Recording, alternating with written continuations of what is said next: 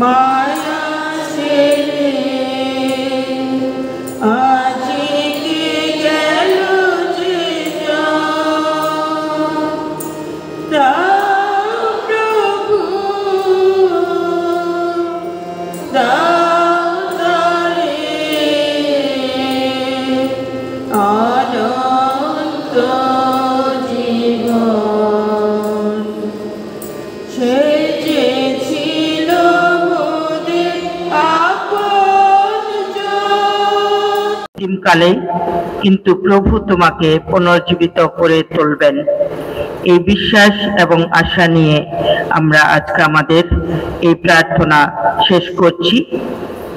এখন আমরা 5 minute break করব, তারপরে আমাদের জন্য খ্রিস্ট জাগ শুরু হবে। ধন্যবাদ।